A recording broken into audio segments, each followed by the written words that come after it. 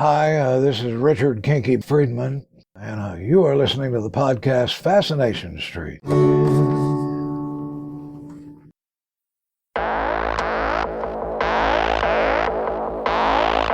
I believe that everybody has a story, and I'm fascinated to hear them.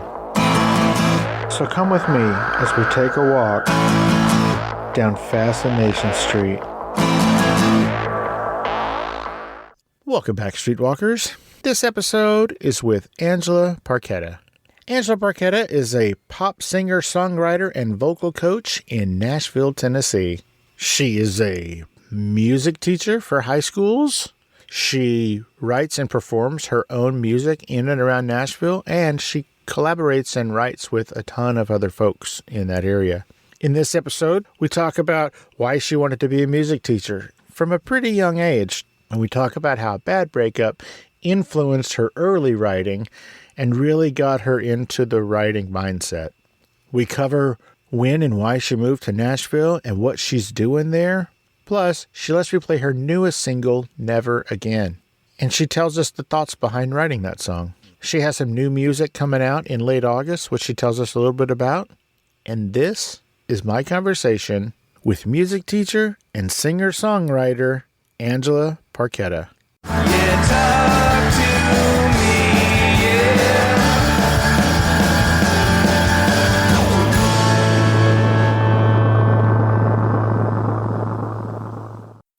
Welcome to Fascination Street Podcast, Angela Parchetta. How are you doing today? I'm great. How are you? Well, I'm fantastic because I get to talk to you. I know. I'm so excited. No, I am so excited. Okay, so what I like to do, Angela, is I like to get to know the guests from the beginning. It helps us understand how they got from where they were to where they are. So where were you born and raised? Where'd you grow up? So I was born in Virginia Beach, Virginia, to two Navy officers. And I ended up growing up in upstate New York, so Schenectady, Albany area. And I grew up in a very Italian household. So hence the name Parchetta, that is Italian. So a lot of Italian culture, a lot of shaping around that with being expressive and music. And Wait, hold on. You're saying that Italian households are expressive. We talk with our hands, we're yelling, we're doing all this stuff, but it's not yelling, it's just talking, right? So, but I was exposed to music at a very young age. I started singing when I was 4, and it was mostly because I wanted to take piano lessons, but we didn't have a piano. So my mom was like, shh, we're going to put her in voice lessons instead. So yeah, I grew up in upstate New York. I'm a New Yorker at heart. Now I'm here in Nashville. For the last 6 years, I've been a middle school chorus director, actually. Now I'm just living the singer-songwriter life. All right, cool. Well, thanks for stopping by. It was good talking to you. It was fun. Gosh, you told the whole story. How dare you? Sorry. So your parents were Navy officers? Yes. Well, thank you to both of them. I appreciate them. Oh, we appreciate it. My wife was an officer in the Navy for a while. Oh my gosh. That's kind of neat. That is cool. What was she in? Like, what'd she do? She was in the Navy Nurse Corps. So she was on the USNS Comfort. Okay. And she was in the Middle East for some big shenanigans a while back. That's amazing. That's what my mom was. My mom was Navy Nurse Corps in the 80s. She was in Desert Storm, and she was one of the first 5 to do like an orientation cruise on the aircraft carrier. Wow. So your mom was she out there in the Middle East for Desert Storm?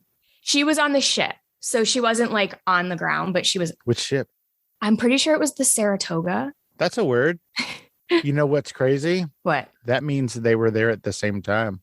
Wait a second. Isn't that dope? So before it was Desert Storm, it was Desert Shield.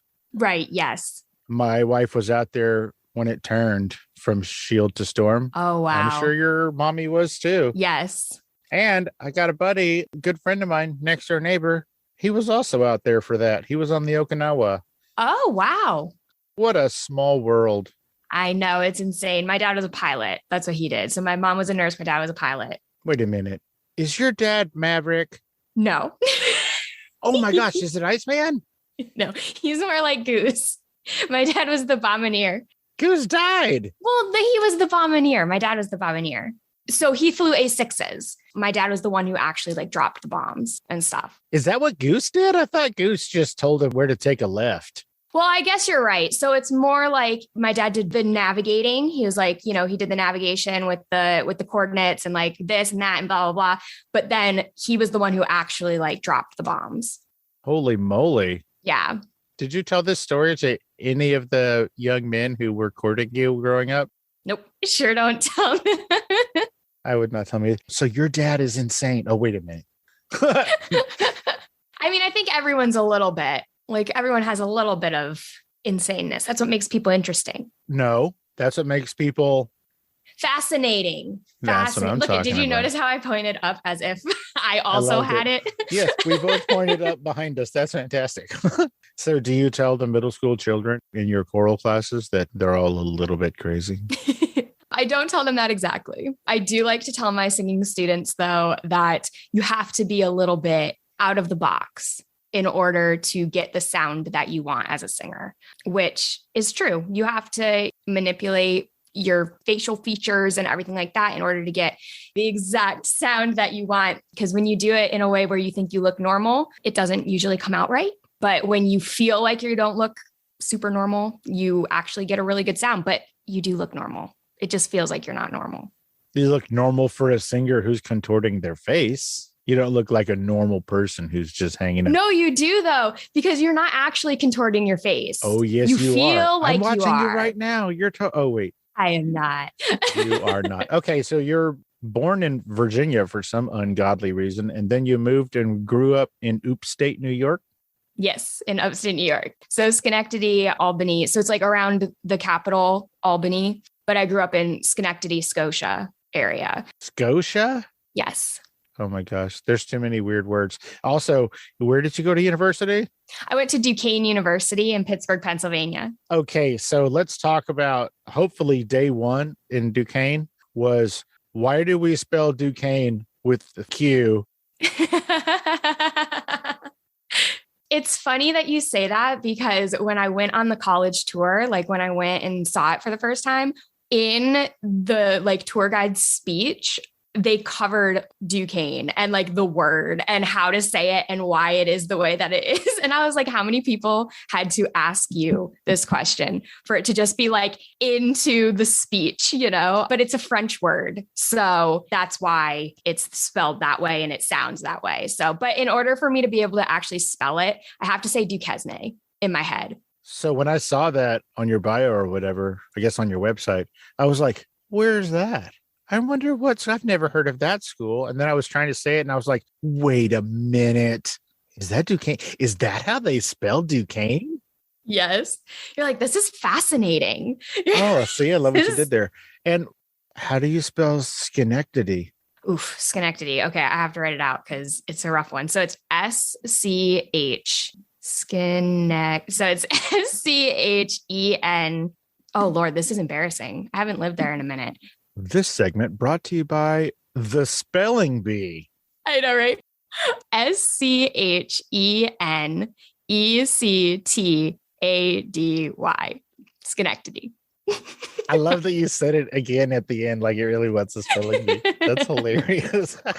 But Scotia, I can spell Scotia. It's SCOTIA. That's not even a real word. Yes, it is. That's where that's the real town name that I grew up in. Oh, like Nova Scotia, but no Nova? Yes, but not in Canada. Close to Canada, but not in Canada.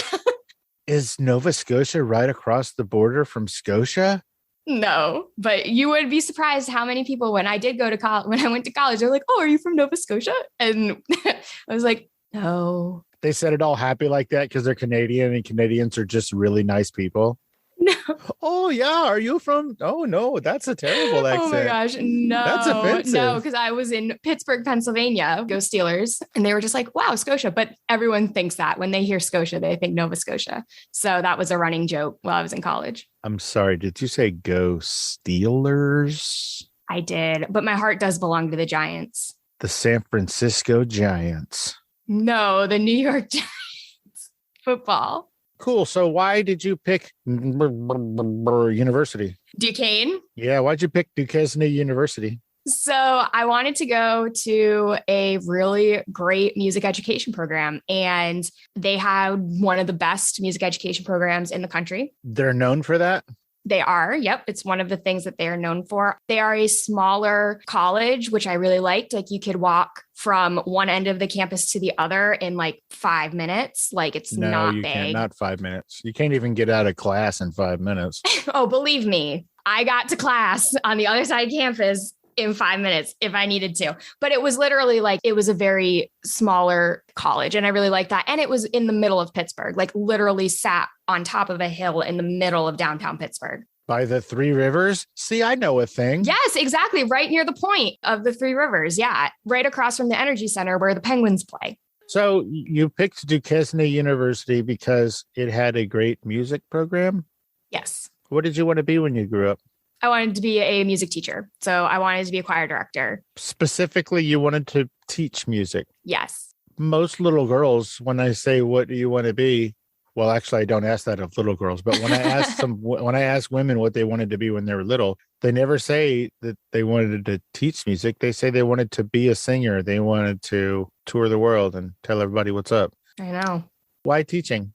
So it was kind of like an evolution, right? So I was growing up, I was like, oh, it would be cool to be a singer. You know, I could do that. I could go be on Broadway. You know, I could move down to New York City and do that whole thing. There's other Broadways. There's a Broadway in almost every town. There's a Broadway right here in Nashville, right down there. Where? Over there? Over there. Yeah, like just over Gotcha. there. I talk with my hands, remember? Italian. Yes. I got you. But I was thinking about that and I went to high school and I took my first choir class. You didn't take one until you got to high school? So I went to a Catholic school. Oh, they're not allowed to sing there? I've seen Footloose. No, we sang, we had singing and things like that, but it was more like a music class that sang and less of like an organized choir. So when I got to high school, I went to Scotia Glenville High School. What? Nova Scotia? Yes, in Scotia Glenville High School in public school. And I took my first choir class and I remember sitting down. So wait, hold on. So you went to private school until high school and then high school was your first public school experience? Yes. What was that like? It was fun. I mean, I liked it. It was nice to not wear a uniform. What? They didn't have to wear a uniform. You should have worn it anyway. No. Oh my gosh, It would have no. been amazing. I would have been like instant conversation starter. Oh, they would definitely have been talking about you. They Yes. would have had a conversation. Yes.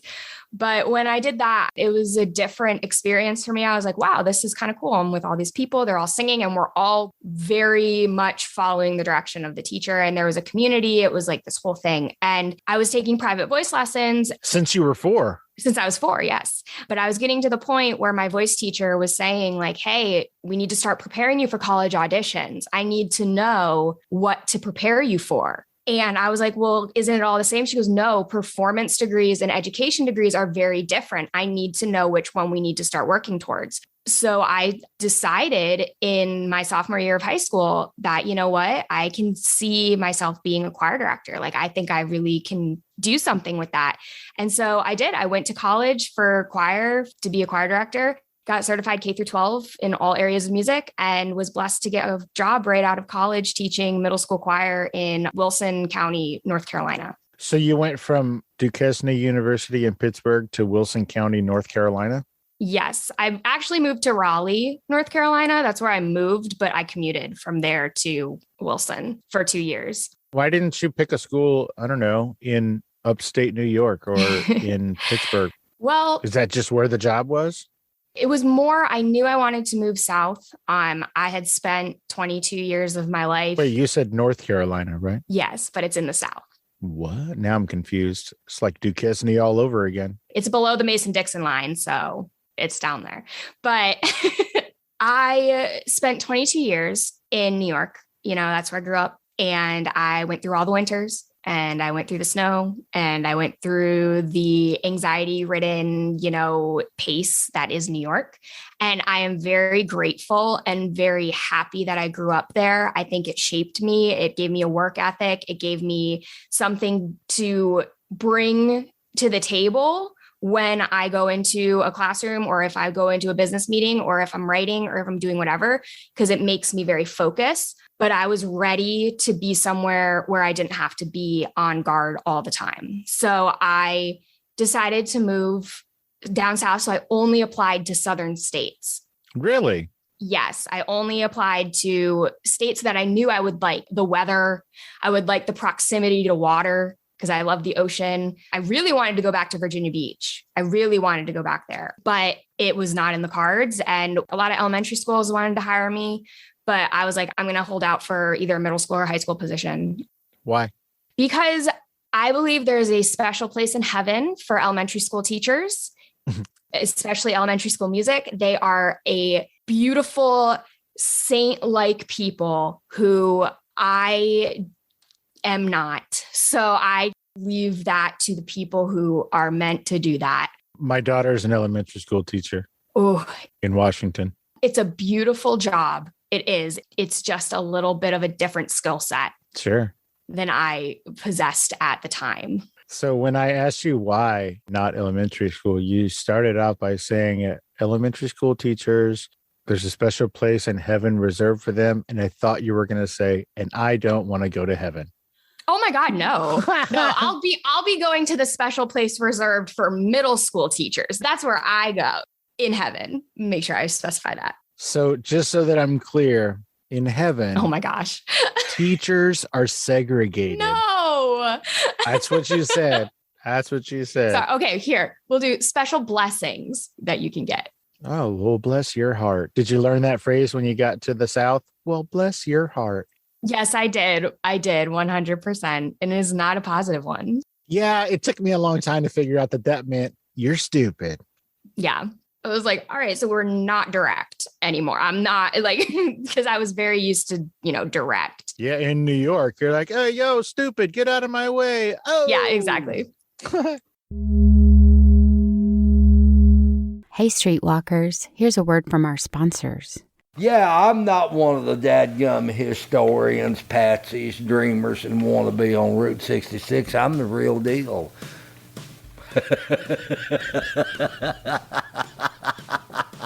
That's Harley Russell, the most colorful citizen of Eric, Oklahoma. He's just one of many characters you'll meet this season in Vanishing Postcards as we motor west cross-country on Route 66. There's so many stories on Route 66 that are going to disappear. And so one of the most valuable things I think about traveling Route 66 is to hear people's stories.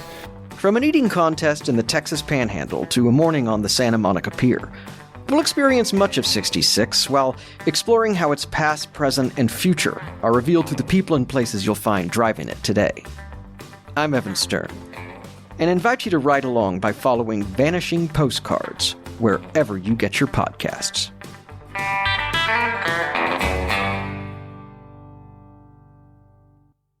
Let's get back into it. So you're growing up, you're going to school, you're traveling all over the place. Good Lord, you've lived a lot of places for someone so young. Yes. Then all of a sudden, you're like, you know what?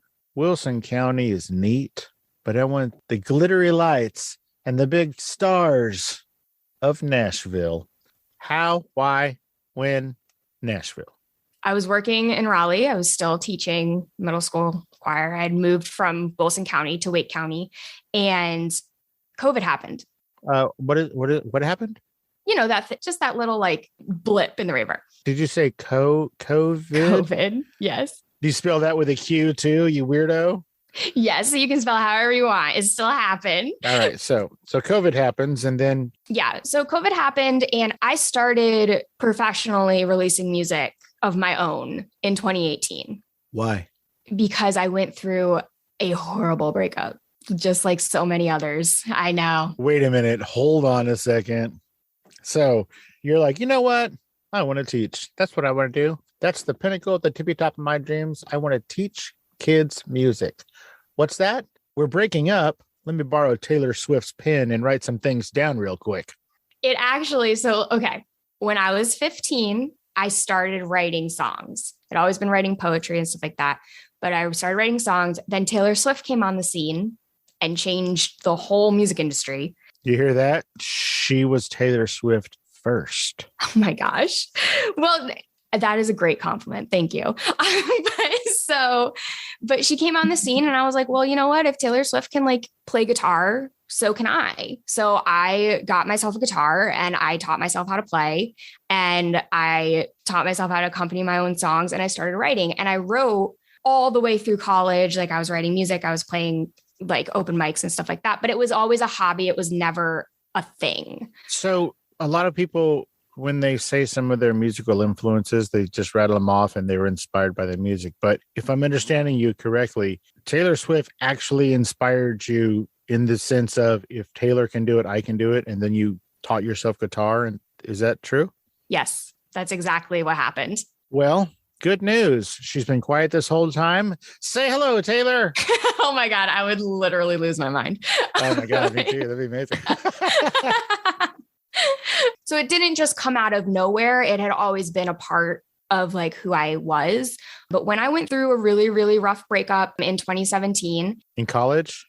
after college, like 2-3 years into teaching, it was really messy, and communication wasn't an option because they decided to date someone else while they were still dating me. Classic, right? So I felt very alone and I didn't know what to do. I had all these things I needed to say and all of these like conversations that needed to be had, but I couldn't have them. Like it was just, I was completely cut off. There was no way to communicate. So I started writing, and I just wrote and wrote and wrote and wrote until I had a song that I was like, wait a second, this sounds like something that I would actually be proud to put out into the world. And I did. I ended up putting it out into the world. It's called Cursed by Me. And that was my first song. I wrote it at 1:30 in the morning on my grandfather's guitar because he was my biggest musical influence. Oh, cool. Yeah. And he was my biggest musical influence. He died when I was 7 from ALS. Wait, hold on. If he died when you were 7, God rest his soul, how is he your biggest musical influence? I mean, Taylor inspired you to pick up and learn how to play a guitar. True. What did your grandfather do? My grandfather would sing to me all the time. You remember this? I do. I remember it. So my mom and I actually lived with my grandparents for a little while when we first moved back to New York. And my grandfather, who was a man's man, you know, he was a construction worker, loved to go to the racetrack, like very Italian, you know, very like work with my hands type man, but he loved music. He loved Frank Sinatra. He loved Dean Martin. He loved all that. And when he, in the 40s, he saw this guitar in the window and he was like, I'm going to have that. And he paid it in installments and got it. And it was his prized possession. And this was in the 40s that he bought this guitar? In the 40s. Yeah. It's a Gibson. Acoustic, I'm assuming? And has like the F holes and everything. And it's just like a very beautiful, beautiful guitar. It's actually hanging on my wall. What's an F hole? It's like the things in the violin, you know, like in violins and in cellos. Oh, those little swirly. Yeah. Because they look like little Fs. Yeah, they look like a lowercase f from back in the olden times. Okay, that makes sense. I didn't know that's what they were called. Yeah. If you look at like sheet music or anything, like the dynamics to say if you sing loud or soft, the forte, which means loud, is the little F. And it looks exactly like what's on the violins and cellos and things like that. Oh my gosh. She really is a music teacher. Yes, I am. I have a fancy degree to prove it. But yeah, so he would sing to me a lot, standards and a lot of Frank Sinatra stuff. And I would then in turn take those songs to my voice teacher, because I started when I was 4, and be like, I want to sing these songs. So you grew up singing Frank Sinatra songs? I did, yeah. Frank Sinatra, Dean Martin, all the Italian standards. Wow. How dope is that? And hit it. You're nobody till somebody loves No, not Dean. Nobody cares about Dean. you. Give me some Frank. Dean is great. Oh my goodness. I'm just kidding. Start spreading the news. I'm leaving today. I'll make a brand new start of it in old New York. See how you contorted your face there? I did. I loved it. And it came out great. It came out great. So, Well done. I love Thank you. Frank. He's my dude. he's great. Oh my God. He's amazing. So you moved to Nashville because you 'Cause broke up COVID with happened. somebody? Oh, COVID. So COVID happened and I realized, Wait, hold you know, on. So what happened to your job? so I still had it. Like everything was fine. Wait, so you're working in North Carolina and then you moved to Nashville because of COVID? No, what happened was COVID happened and things changed drastically. in schools, right? They were shut down for a while and then we went back, but it was only like 4 kids in the school at a time, right? And like we weren't allowed to sing. Yeah, because, you're spewing out all them germs on everybody. Right, exactly. So I kind of sat there and had to reevaluate, okay, well, how do I teach choir when you can't do that? And it came down to an idea of, okay, am I really going to be this hypocritical? And what I mean by that is I would look at my students every day and I would say, you need to chase your dreams. And I wasn't. But hold on, I'm gonna have to push back on that because I asked you what you wanted to be, and you said I wanted to be a music teacher. So that was your dream. So you did chase your dream. You did follow your dream. Hell, you attained your dream. I did. You are correct. However, I had a new dream, right? Teaching was still there. Teaching is still there.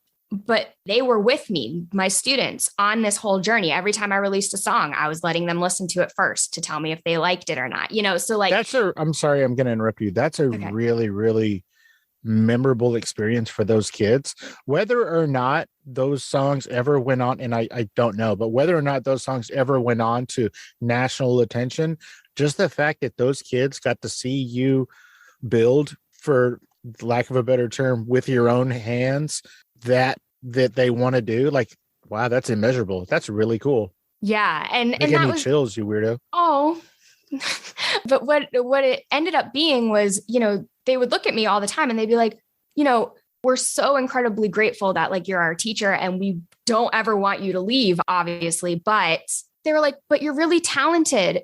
Why are you here? And I would say to them, well, I want to be a teacher. Like, that's my dream. I want to be a teacher. I want to be a teacher. I want to be a teacher. And when COVID happened, it was the first time I was able to kind of stop and think about what I was doing and about what I wanted. And I realized, time is not moving any slower. Time is not stopping. I have to try before it's too late for me to try. So I told them, I said, you know what? I'm going to go chase my dream in Nashville because you should always chase a dream. You should always try it so that when you wake up when you're older, you don't look back and say, man, I wonder what would have happened. COVID gave me an opportunity. It gave me an opportunity, surprisingly, to kind of bow out without it being too much of a earthquake to the program. And I passed it on to a really great person. But then I moved to Nashville and now I'm here. I moved here in December. So if I'm hearing you correctly, what you're saying is God bless COVID. No, I'm saying that somehow in the midst of all the craziness, I was able to do this. Hey, that's that whole God closes a door and opens a window thing, right? That's how it honestly felt. And it just felt like it was time. Okay, so why Nashville? You have experience living in New York. Why not just go to the big city and stand next to that cowboy underwear guy and sing your heart out? Oh, man. Well, at the time, New York wasn't allowing anyone to come back into their state. What? Are you serious? Oh, yeah. There was like a whole like lockdown type thing in New York. From what I understand, I have a cousin who was living in there. Like, it was just a whole thing. It was like a big thing. I don't want to speak on it too much because I don't know it word for word. So I don't want to like pass it off as fact, but I do know that there was some kind of like no one in, no one out type situation. But anyway, with Nashville, I had visited a few times and I really liked it. I liked the atmosphere and I wanted to do songwriting. Songwriting was my big thing. Like, I love it. And I knew that Nashville was like basically the songwriting capital of the world. What do you love about it, about actually writing songs? I think it's really amazing, just like the puzzle of a song, hearing a story and figuring out how to tell it in 3 minutes in a way that's going to catch a listener and also resonate with a listener who didn't actually experience that exact story. I think it's really cool that you can make a personal experience relatable to a lot of different people. I don't remember who it was, but there was a young woman who I had on my show a couple of years ago. She was a songwriter, I think in Nashville. And one of her mentors told her a little secret, something like all successful songs, or what is it? Like 90% of successful songs have 3 or fewer words in the title. Have you ever heard anything like that? I haven't, but it makes sense. Does it? It makes a little bit of sense. Like, if you really look. Makes sense to me. Did she say it helped her? Yeah, she did. I haven't heard that, but I could see it. I mean, a lot of songs have short titles. I mean, a lot of titles are like 2 to 3 words. Agreed. Hey, Streetwalkers, here's a word from our sponsors. Welcome to the Cool Grandpa Podcast. This is the podcast where we get to talk to other grandfathers and figure out what they are doing to make their relationships grow and become meaningful. I also talk to experts on mental health, addiction, career advice, writing books, and many other topics. If you're not a grandfather, that's perfectly okay. Much of what we talk about are tips and tricks that you can use in your everyday relationships as well. So you're more than welcome to come on in and join us. The Cool Grandpa Podcast can be found on all major podcast hosting platforms, as well as cool-grandpa.us. That's cool-grandpa.us. Come in, kick up your feet, and join us as we figure out this role of grandfather together. Now, Steve, why don't you hit us again with another fascinating conversation? Let's get back into it. You moved to Nashville. You're terrified. No, you don't. You're not scared at all, right? You're like, you know what? I got this. This all happened for a reason. A little bit of fear, but I enjoy picking up and moving. So did you find a job before you moved, or did you move and then be like, oh, hey, I guess I should find a job? Well, when I moved here, I had planned it out so that I could take 6 months to just fully immerse myself in the music world. That means she saved her money, folks. That's what that means. That's exactly what that means. So I took 6 months and fully immersed myself in the music writing culture and the artist culture. How did you break into that? Did you just like walk down the street and be like, hey guys, anybody in here write music? How about over here? Hello? How did you find that group of people? I started going to writers' rounds here in Nashville. Do you find those online? Like, how did you, I didn't even know what that is. So I don't know. I wouldn't know how to find one. So a writer's round is where a bunch of songwriters come together and they sit in like a line on a stage, and you just go down the row and you play original music and you tell this story. Did you say on a stage? Yeah. So this is like in front of an audience? Yeah. So it's usually at like a bar or a restaurant. So it's kind of like stand-up comedy, except it's people writing and singing music? Yeah, kind of. If you think about open mics, if you go and like there's just people playing music and it's like an open mic night, it's like that, except there's no cover songs. It's all original music. And from what I understand, it originated in Nashville, in like the Nashville area, and they would sit in a circle, and that's why it was called a round. And it just kind of got shortened to a writer's round. So I started going to those, and I found it through, I joined a Facebook group, Young Entertainment Professionals of Nashville. A lot of people posted in there. I talked to my friends who are here and who are also songwriters, and they told me where to go. And just did some research. And then I started going out and introducing myself to the hosts and to the songwriters and setting up co-writes and just really running with it. And so you spent your whole first 6 months doing all of this, just really immersing yourself in this whole world? Yes. Any regrets about that first 6 months? No. Would you do anything different? No. Really? Yeah, really. I had a plan and I executed the plan. It all fell into place in such a way that I really did. I truly felt like it was God. It was weird. It was crazy. How long after this big, terrible breakup did you move away? It was like 4 years after. Like it wasn't because of that. I started releasing music professionally like that because it was inspired by that. But I'm completely healed and everything from all that now. You're over them. Yeah. If anything, I got a great discography out of it. Yeah, look at where it landed you. Exactly. Thanks, evil person.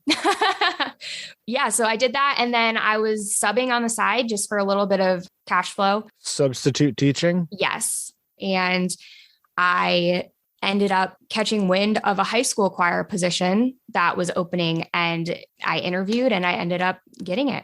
This may sound like a dumb question, but I mean it in all sincerity. Is there more of an expectation for a high school music teacher in Nashville than there is a middle school music teacher in North Carolina? That's a good question. Do you feel more pressure? Because you already said it's like the songwriting capital of the world. There's a bunch of eyes and some focus on Nashville. And maybe some parents even move there so their kids could be in these musical programs. Was there any expectation or was there any nervousness over and above the previous North Carolina? You're all there wasn't. No, there always is. It's a healthy anxiety. I think it's more I'm excited to work with the students, especially those students, right? So you're saying they're better? No, I'm saying that's that what I'm hearing. Look, hey, y'all heard her say it here. No, Y'all heard I her did too. not. She said the kids in Nashville are better. I did not. No, she didn't. So I'm not necessarily nervous. I'm excited to help them on their journey. Sure. How's your journey? My journey? Yeah. With songwriting and all that stuff? Well, we've talked almost nonstop about your journey teaching. So let's talk about your journey with your music. How's your musical journey going? How's your experience? It's going great. I love it. I'm finally starting to move away from, sad love stories. Why? Taylor hasn't. I know, but I'm starting to really push myself in new ways. I'm pushing myself in new ways with my writing, where I'm starting to write about characters that I've read about in books or stories that my friends have told me or actual things happening in life instead of just like, oh, I broke up with this person or, oh, I love this person or something like that. I've really started to expand outwards, which I'm really excited about. And I've also got to write with some amazing people who have given me so much of an education on songwriting. Oh, yeah. Like me when I said, hey, 3 words or less for the title, like that. Exactly. Like I wrote it down. It's like ready to go for the rest of my songwriting life. Awesome. You should write a song called Less Than 3 Words. Wait, less than 3. That's too many words. Man, it's ironic, isn't it? Isn't that right? Like less than 3 words. Yeah. But yeah, I've really found that my passion lies in songwriting. Even if it's not me releasing the music, I truly love just sitting down with people and being like, okay, we want to write a song about this. How are we going to do it? And making the listener feel something. That's what I have really found, especially since moving to Nashville and having that songwriting journey of just figuring out what I like to do. So is your goal to write and sell songs? Yes. Is that part of your goal? Yes. So I will always release music under my name. I will never stop doing that.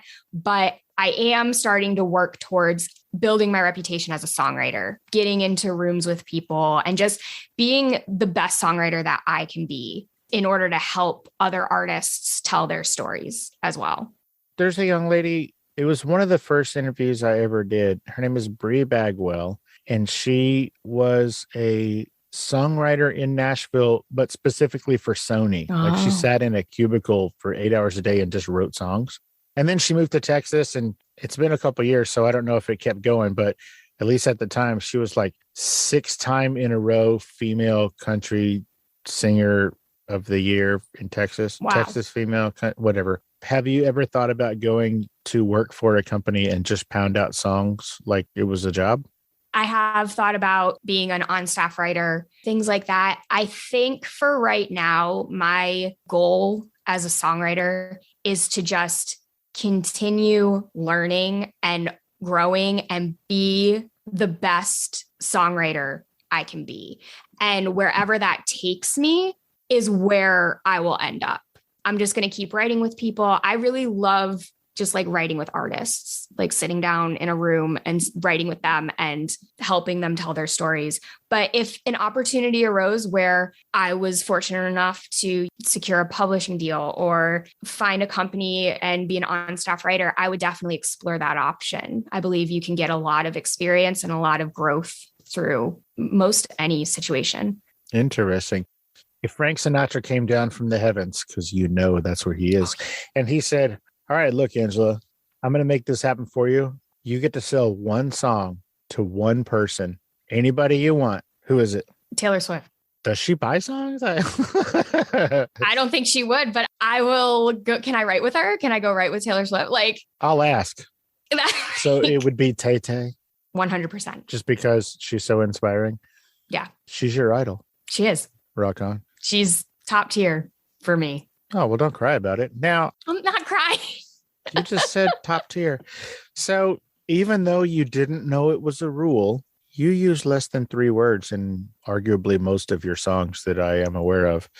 Particularly, I believe it is your latest single, Never Again. Yes. What is Never Again about?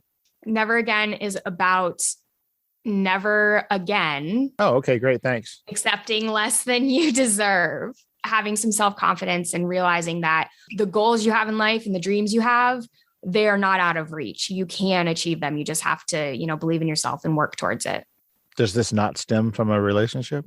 A relationship with myself is what it stemmed from. Oh, okay, great. Yes, I wrote it with my friend, Nikki Forbes here in Nashville. What's up, Nikki? I know, right? We wrote it based on a prompt, which was ironically enough, well, not ironically, I used that word in the wrong way. Ironically, you did. We wrote it based on the prompt houseplants. Then that makes the video make more sense. Right? Yeah. So, and we literally were sitting here and I was like, okay, houseplants. And we started talking about the type of people who own houseplants, like people who can have houseplants and keep them alive. And we were like, we're not those people. I hate houseplants, and here's why. Because wherever there's a houseplant, there's a gnat. True. I hate gnats in my house. I can't handle it. True. That said, I've got a lot of houseplants. Nice. Hey, it's not always up to me, man. Well, we did. And we wrote this song and we ended up being like, well, why can't we have houseplants if we want to have house? Like it just kind of spiraled into this conversation of like. So you wrote it like somebody told you couldn't have houseplants? You're like, hey, you know what? You're not the boss of me. I can have a houseplant if I want to. Tay said I can have houseplants. No, it went from like all of that into like, wow, we really do go straight to no, I could never do that. Right. In most things in life, it's like, hey, why don't you do that? Nah, I could never do that. I'm not that type of person. This is going to sound super disrespectful, but you find that to be true with your generation? I think it's just human nature to, be like, nah, you know what? I probably can't do that. Like, oh, I'm going to go be a singer in Nashville. No, probably can't do that. Right. Like, oh, I'm going to go chase my dream. No, there's a lot of things that sometimes, whether it's big or small, we sometimes put ourselves in a box of like, no, I can't do that. And sometimes it's subconsciously. Sometimes you don't even realize you're doing it. Like, no, I can't be that person, or no, I can't XYZ, whatever, and enter whatever dream you have. And it's like, well, but what if you did? Like, what if you just tried? What if you just tried it?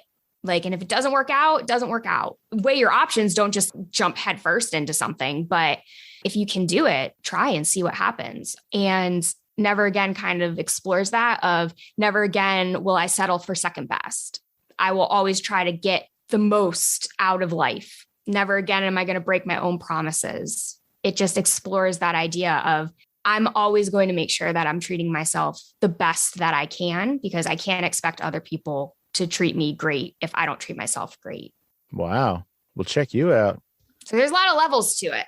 Sure. Well, can I play that song? Yeah, for sure. Would you like to introduce it like you're a radio DJ? I would love to. Okay. All right. Hey, what's up, everyone? My name is Angela Parchetta, and this is my new song, Never Again. I hope you like it.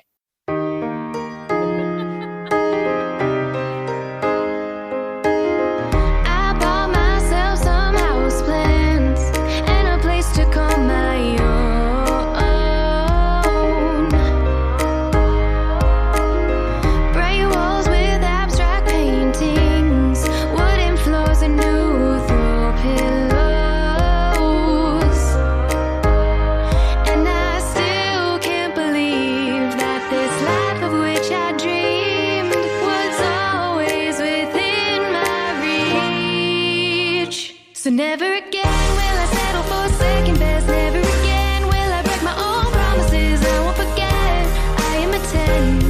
I'll never treat myself like less. Never again. Never again. Not looking back, not anymore. Unless to see how I've grown.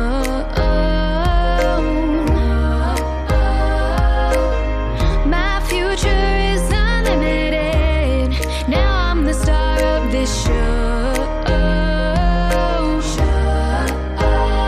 And I still can't believe that this life of which I dreamed was always with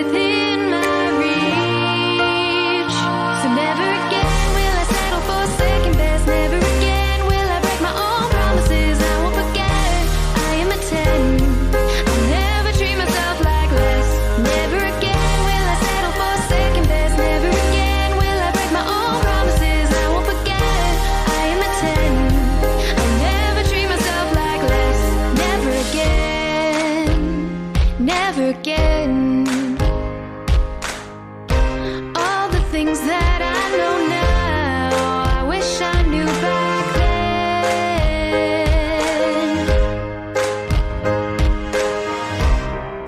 But learning it the hard way made me better in the end.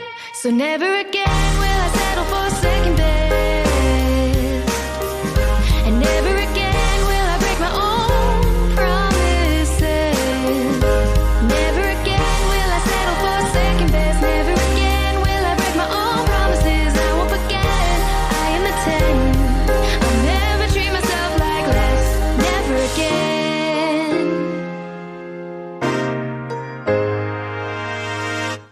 Thank you. I love having people introduce it themselves.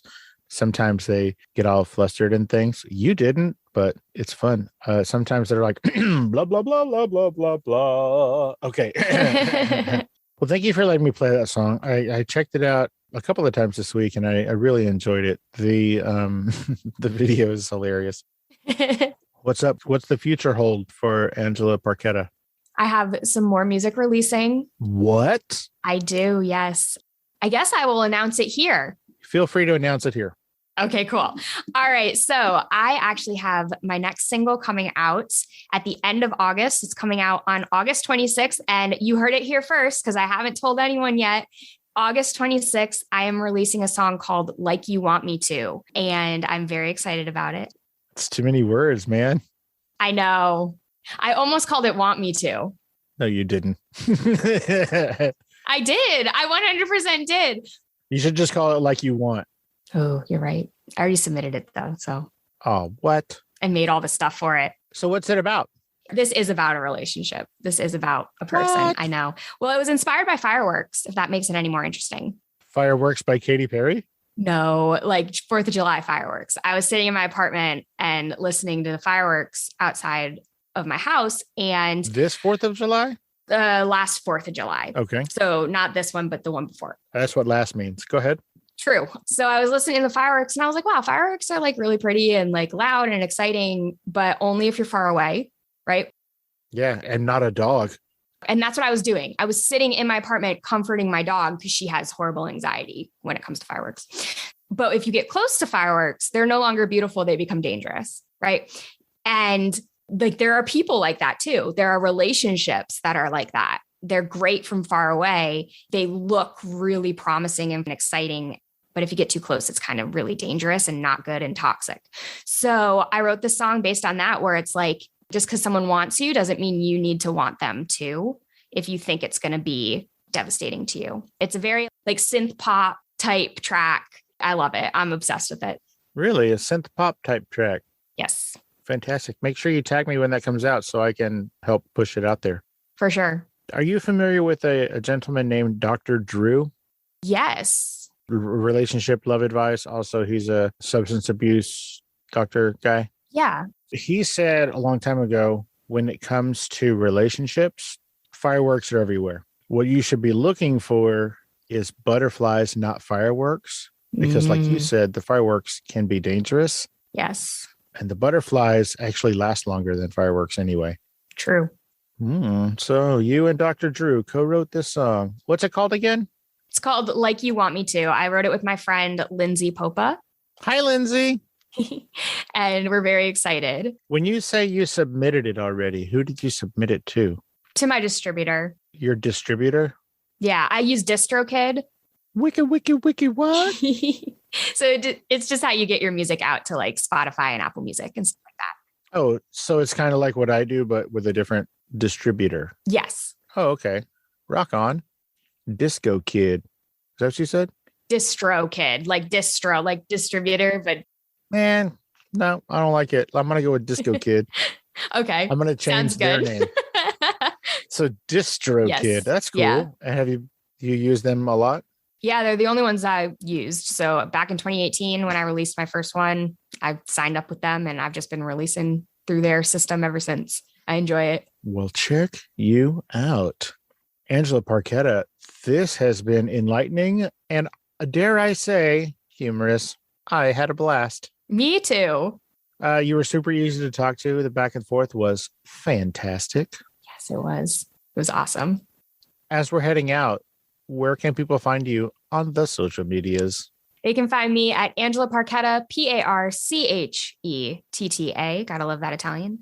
Angela Parchetta. That's it. Just type that in. I will pop up on all socials.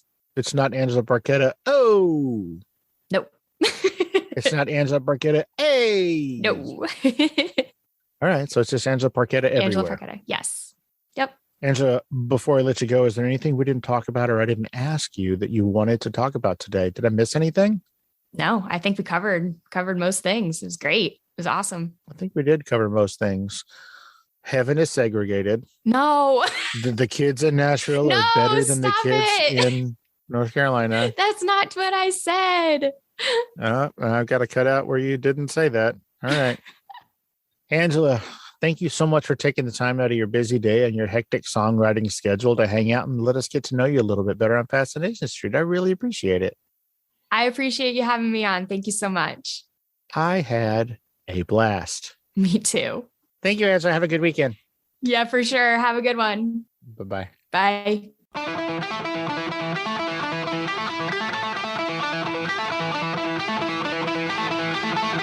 Opening music is the song Magnolia from the 2001 album Intransigence, used with permission from Douglas Miles Clark. Closing music is from the song Say My Name off the 2021 album Underdog Anthems, used with permission from Jack's Hollow. If you like the show, tell a friend. Subscribe and rate and review the show on iTunes and wherever else you download podcasts. Don't forget to subscribe to my YouTube channel. All the episodes are available there as well. Check me out on Vero at Fascination Street Pod and TikTok at Fascination Street Pod. And again, thanks for listening.